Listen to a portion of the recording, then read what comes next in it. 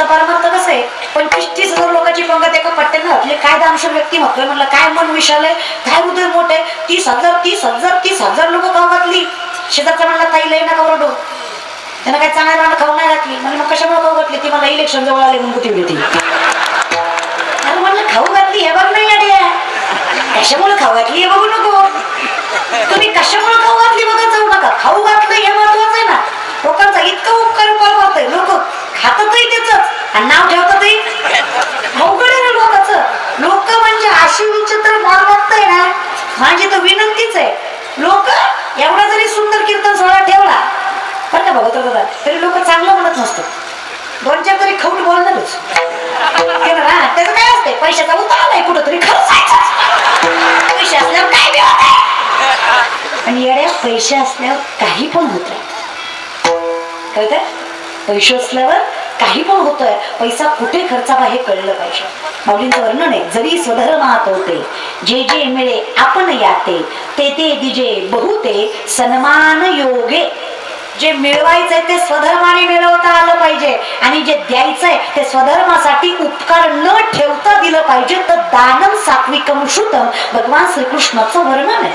जे दान देश काळ पात्र पाहून दिलं जातं, कुठलाही उपकार न ठेवता दिलं जातं, त्याला सात्विक दान म्हणायचं. मग ते ज्ञानाचं असो, अन्नाचं असो किंवा अजून कुठल्या गोष्टीचं असो, दान हे सात्विक असावं. आणि जे मिळालंय अन्यायोपार्जितम धनम, अन्यायानं उपजत झालेलं धन स्वधर्माच्या कारणी लागत नाही. सत्याला का पट्ट्या द्यावा, मंदिरं का बांधावी, पंक्ती का घालाव्या, याचं कारण आहे आलेलं धन स्वधर्माला. पैसा सगळ्याकडेच असतो, पण योग्य ठिकाणी सगळ्यालाच वापरता येत. पैसा कोणाकडे, पैसा योग्य ठिकाणी वापरता आला पाहिजे. ज्याला कुठं खर्चावा कळत नाही त्याची अवस्था शाहरुख खानच्या पोरासारखी होती.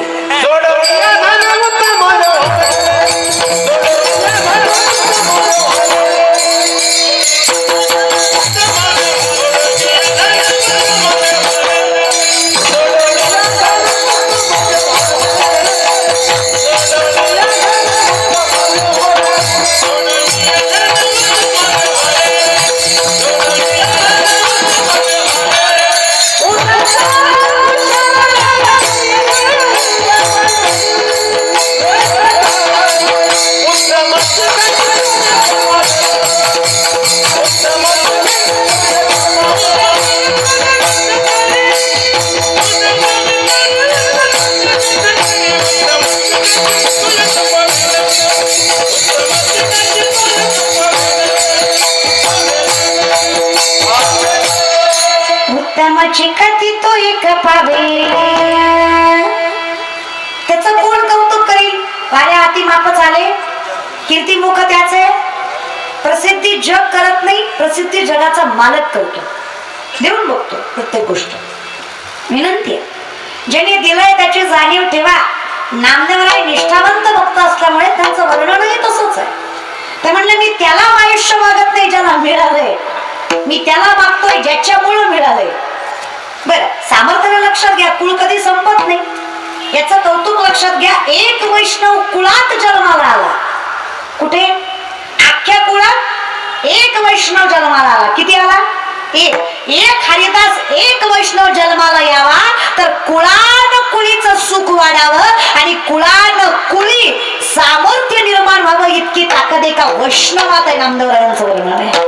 एक वैष्णव एक हरिदास, काय ताकद आहे वारकरी संप्रदायात. बरं, सामर्थ्य बघा ना कुठल्या प्रकारचं. मागे झाले, पुढे जावी नाही, काळजीच करू नका. जे झालं ते झालं, जे खाल्लं ते खाल्लं, जे पेलं ते पेलं, जे केलं ते केलं, जे केलं ते केलं.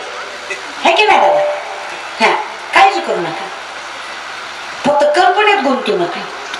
सामर्थ्याने लक्षात ठेवा की मला मिळालंय ते माझं नाही, आणि मी जे करतोय ते माझ्यामुळे नाही. लोकांना असं वाटतंय माझ्यामुळे. कल्पनेची नामदेवराय वर्णन करतात बघा. मेटके झाले कटके तेथे काढते एवढे राळे राळे, मेटके झाले कटके तेथे काढते एवढे राळे राळे, मेटके झाले कटके तेथे काढते एवढे राळे राळे.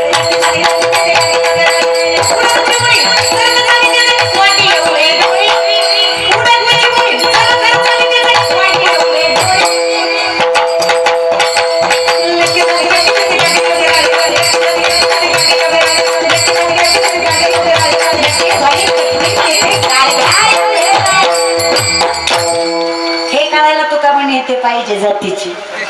हे नामदेवरायांचे कुट अभंग आहेत. कुठून कुठून किती कुठले तरी कुठूनच कळत नाही. त्याला म्हणायचं कुट. मुक्ताईंची रचना बघा. मुंगी उडाली तिने गिळले. नामदेवराय म्हणले लटके झाले कटके. लटके म्हणजे खोटे, लटके म्हणजे खोटे, कटके म्हणजे कुटाणे म्हणू आपण. कटके म्हणजे खोटे कुटाणे झाले. काय सांगायचं तुम्हाला? चिमणी उडत होती, उडता उडत चलत होत. काय सांगायचं माझ्या तुम्हाला? राळ खजूर गाडग्या इतकं झालं. राळ राळ राळ माहित तुम्हाला? राळ माहिती तुम्हाला? राळ माय मावली तुम्ही हाय का गेले का? तुम्ही बोलत नाही असं नाही ग माय. अगं नवरा बायकोचं भांडण लागलं बायको म्हणजे तुम्हाला माझी कदर नाही. तुमचं घरदार शेतीबाडी आई बाप बहीण मला सगळं मी सगळं मी एकटी सांभाळू. काय काय सांभाळू? नवरा म्हणला पाया पडतो सगळं मी सांभाळतो, तू फक्त तोंड सांभाळ. अगं बाई एवढं सामर्थ्यवान तोंड आहे तुमचं, बोलत जा की काय? बोलत जा बरं मला, बोलत जा बोलत जा. राळ माहिती राळ? तुमच्याकडे काय म्हणतात राळाला? देव जाणे राळच ना. तर राळ सध्याच्या जीवनात एवढं राहिलं नाही. पण काही जुनं काळ राळ भगरी सारखं असतं. कसं असतंय? आता भगरीला काय म्हणतात? नाही राळ वेगळं मौरी वेगळी. राळ वेगळं मौरी वेगळी. मौरी काळी असते, राळ पांढरं तांबडं असतं. मौरी मौरी राई वेगळी, राई मौरी वेगळी. राळ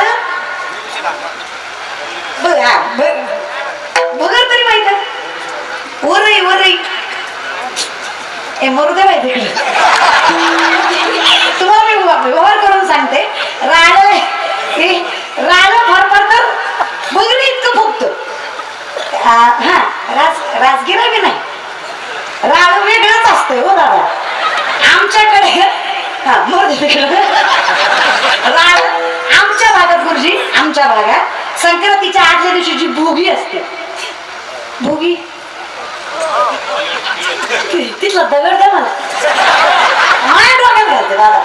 भोगी हा प्रकार सण आहे. सण भोगी म्हणजे सण आहे. संक्रांतीच्या आदल्या दिवशीच्या दिवसाला भोगी म्हणतात.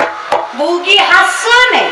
भोगीला सगळ्या मिळून गाजर वाटाणे ऊस बोर वांगे हे सगळं मिळून भाजी केली जाते, ज्याला भोगीची भाजी म्हणतात.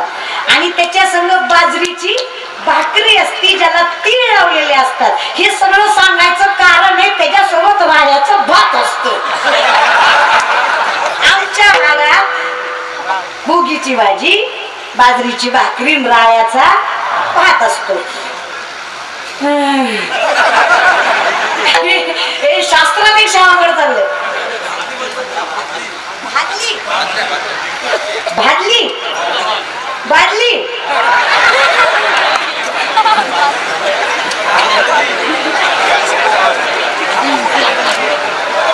भादली तर भादली भादली भादली माहित आहे?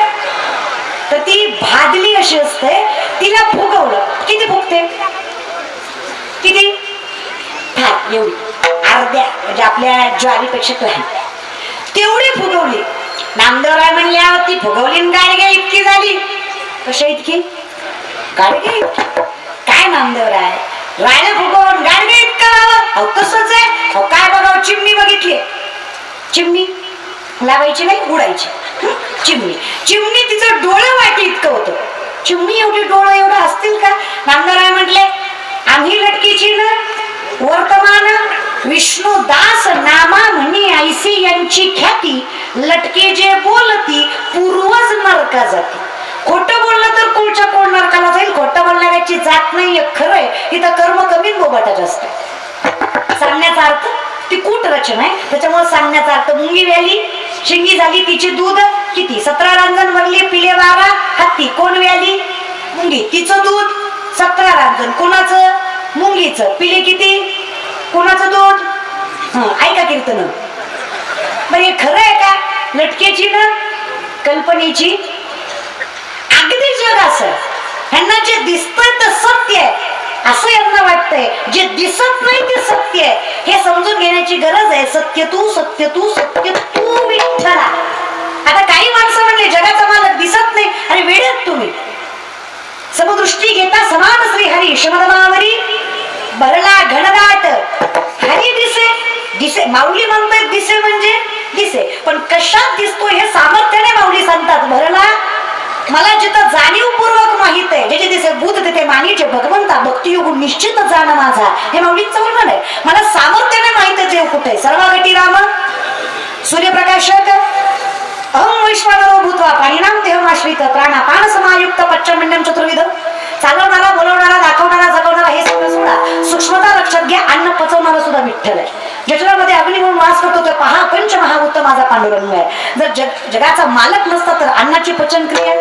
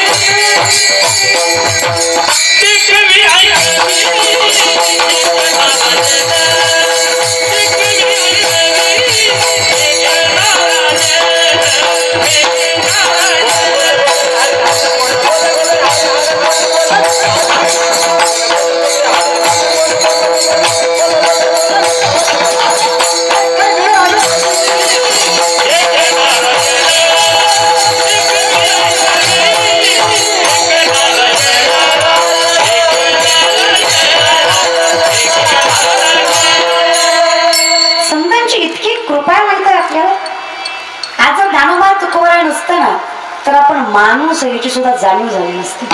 इतकं असत्य डोळ्यासमोर आहे. तुका म्हणे काही सांगले हे जण गेले विसरून, हेच तुकोबारांचं वर्णन आहे. तुका म्हणे सत्य कर्मा व्हावे कातली या भया, पण द्वैताची झाडणी गुरुविन ज्ञान भया कैची कीर्तन घडेल नाही. माऊलींचं वर्णन आहे द्वैत असत्य. जे डोळ्यासमोर असत्य ज्याचं ज्ञान गुरुविन आहे त्याने किती कीर्तन ऐकावे, किती भजन करावे, किती परमार्थ करावा, योग याग विधी येणे नोही सिद्धी वायाची उपाधी. ब्रह्म म्हणजे असत्य, द्वैत म्हणजे असत्य, कल्पना म्हणजे असत्य. ह्या चारहीचा अर्थ एकच झाला. असत्य, कल्पना, द्वैत आणि दंभ. आम्हाला सत्य माहीत असावं याची जाणीव आहे. जिथं सत्य ज्याला कळतंय ही संत मंडळी. ती संत मंडळी याची सुखी आहे. मी म्हणायची गरज नाहीये. मग या संतांनी जे कल्पनेच्या बाधित त्यांना सुखी ठेवावं ही विनंती आहे. मागणं लक्षात घ्या संतांकडे आहे की तुम्ही त्यांना सुखी करावं ज्यांना कल्पनेची बाधा लागली आहे, ज्यांना माहित आहे की कल्पना ही बाधा आहे. कारण माऊली म्हणतात देव नाही भेटला तर काही त्रास होत नाही. देव नाही भेटला तर काही त्रास होत नाही. भलता देव भेटला की लय त्रास होतो. येत नाही येत देव जाईल. फक्त विनंती एवढीच आहे, नेने फुंको कान नाही एकांतीचे ज्ञान. ही माझ्या तुकोबारांची भाषा आहे. कारण असं झालंय ना माणसांचं, देवाच्या बाबतीत आजची पिढी असा विचार करते. देवाच्या बाबतीत 4 पुस्तकं वाचली की सावध सांगे संतोषाला खोकड पुस्तकं वाच. पुस्तकं वाचून तर खोकडे शाणी होतात महाराजांचं वर्णन आहे. मग आता शहाणा कोण उपजता ज्ञानी व्हावे तया. तुम्ही सामर्थ्याने फक्त विषयावर घ्या. मग आमच्या पिढीचं काय झालं, आम्ही बाह्य ज्ञान इतकं स्वीकारलंय की आम्हाला आमचं मूळ ज्ञान कळत नाहीये. आणि जिथे मुळाला पाणी नाही तिथं फळ योग्य लागत. आणि अवघड आहे रे.